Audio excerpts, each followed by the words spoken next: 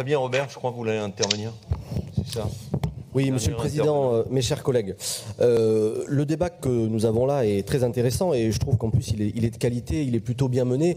J'entendais un certain nombre d'orateurs s'interroger, parfois s'offusquer de la rapidité avec laquelle l'État nous pressait de délibérer.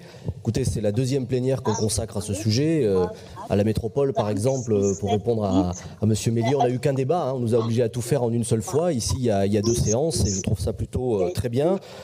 L'État se mobilise rapidement, oui, tant mieux. Moi, j'ai tendance plutôt à dire merci avec cette mobilisation qui est à la fois dans les paroles et dans les actes.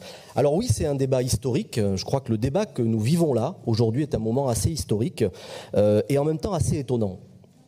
Assez étonnant parce qu'en réalité, jamais, ni dans les années 90 et encore moins en 2017 avec la mise en place du tronçon Tours-Bordeaux, jamais personne, je crois, n'avait pu imaginer qu'on remette en cause le bien fondé même du prolongement de la ligne vers Toulouse et vers l'Espagne. Alors bien sûr, il y avait des questions de tracé, mais ça ce sont des questions territoriales qui sont politiquement parfaitement entendables. Mais le principe lui-même ne paraissait pas être remis en cause et nous voyons aujourd'hui à quel point il est contesté. Il y a trois arguments qui paraissent essentiels de mon point de vue en tout cas. L'argument écologique. Alors cela a été très bien expliqué. Le train est un moyen de transport extrêmement écologique puisqu'il émet 50 fois moins de CO2 que la voiture et 80 fois moins que l'avion. Mais ce qui me surprend, c'est que nous n'arrivions pas à nous accorder avec les écologistes sur cette question de l'impact environnemental. Alors je me suis sincèrement posé la question, pourquoi ne sommes-nous pas d'accord? En fait, je pense que c'est la question du temps. Nous n'abordons pas ce projet avec la même échelle. On pourrait s'accorder à dire qu'il y a immédiatement, malgré les compensations, un impact environnemental. Mais ce projet n'est pas réalisé pour quelques années, il est réalisé pour un siècle. Regardons ce qui se passe réellement sur un siècle et tout le monde, dans ce cas-là, s'accordera à dire que l'impact écologique de ce projet est évidemment excellemment favorable à notre territoire. J'étais il y a quelques jours dans plusieurs grandes villes d'Espagne. Et il y avait une grande campagne de communication sur les panneaux d'affichage qui s'intitulait « Menos aviones, más trenes ». Moins d'avions, plus de trains. Et ce n'était pas les trains du quotidien, les trains à grande vitesse, c'était tous les trains. Cette grande campagne d'affichage, c'était une campagne de Greenpeace. Ce qui me fait dire qu'il y a sans doute plusieurs manières de voir l'écologie. Le deuxième argument que je trouve absurde, c'est d'opposer les trains du quotidien aux trains à grande vitesse. Cela a été dit, je ne m'étends pas sur ce sujet. Cependant, soyons prudents sur ce que l'on dit. La saturation de la ligne est un fait. Alors quand on est élu, j'étais très surpris d'entendre les propos de Madame Combre, quand on est élu, évitons les approximations, les on-dit, les il paraît que. Non, la saturation de la ligne n'est orchestrée par personne, elle est une réalité vécue par les cheminots et cela vient de nous être rappelé. C'est aussi absurde d'opposer la LGV au fret. On ne fera pas de fret sans l'outil et sans volonté politique, mais sans l'outil également. Et aujourd'hui, nous n'avons pas l'outil pour développer le fret.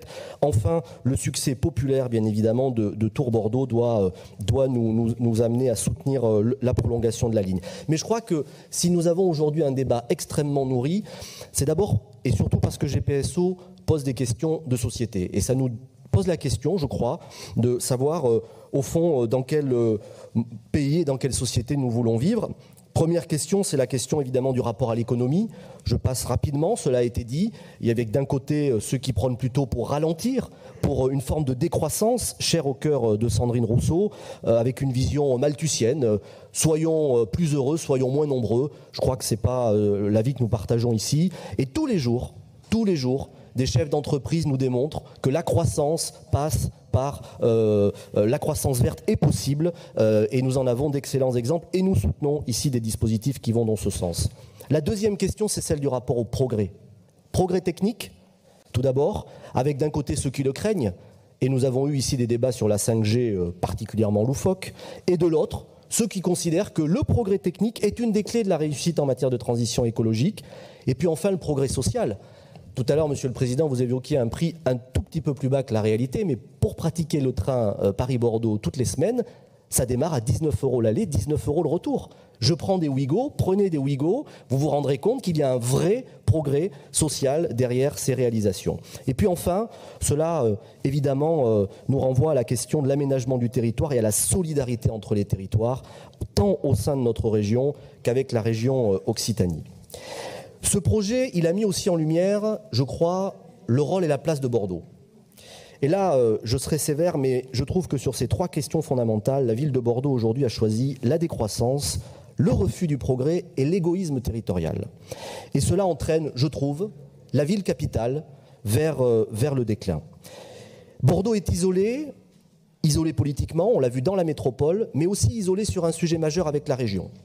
Dans mon souvenir d'élu bordelais, c'est la première fois, je crois, que la ville de Bordeaux et la région ne sont pas main dans la main sur un sujet majeur. Alors que par le passé, les divergences politiques étaient peut-être plus grandes, en tout cas sur le papier, si l'on regarde que les étiquettes. Le TGV, la capitale européenne de la culture, l'aéronautique, la cité du vin, les franchissements. Vous avez toujours, Monsieur le Président, travaillé main dans la main avec les maires de Bordeaux. Et je trouve que cet isolement de la ville est un mauvais signal envoyé à l'ensemble du territoire. Isolé également géographiquement. Il y a une croisade qui est menée contre la voiture, vous l'avez évoqué, Monsieur le Président, et j'allais le dire. Je voudrais quand même répondre brièvement à Madame Séguineau, qui semble expliquer que la LGV en 2017 a été une mauvaise nouvelle pour Bordeaux. Bon, je ne sais pas qui peut décemment dire ça aujourd'hui, mais selon vous, au motif que l'immobilier a augmenté et qu'il y a aujourd'hui une congestion automobile. D'abord, tout projet de développement a des conséquences sur l'immobilier. Nous sommes dans une économie libérale. Quand on développe son territoire, effectivement, l'immobilier augmente. Reconnaissons que nous étions très en retard puisque la ville périclitait. Pour cela, il faut construire. Il faut maîtriser le développement territorial. C'est ce que nous avons fait avec, par exemple, la création de l'EPA Euratlantique autour de la gare ou tous les nouveaux programmes qui permettent de construire 35% de logements sociaux. Cet immobilier n'a pas été subi, il a été encadré. La congestion automobile, c'est quand même un peu... ça me fait sourire de vous entendre dire à quel point c'est difficile de se balader en voiture. Toutes les décisions prises par votre ami le maire de Bordeaux aggravent cette situation aujourd'hui. Alors, de grâce, un tout petit peu de retenue sur cette question-là. Un isolement de la ville qui est inquiétant et qui, pour moi, est un contresens historique majeur. Bordeaux, notre région, c'est une région côtière, une région ouverte sur le monde, une région rayonnante. Et aujourd'hui, c'est un contresens historique que le choix fait par les élus bordelais. Je vous remercie, Monsieur le Président de la région, mais également le Président de la métropole, ainsi que le gouvernement, de faire aboutir ce projet qui servira la région et la métropole.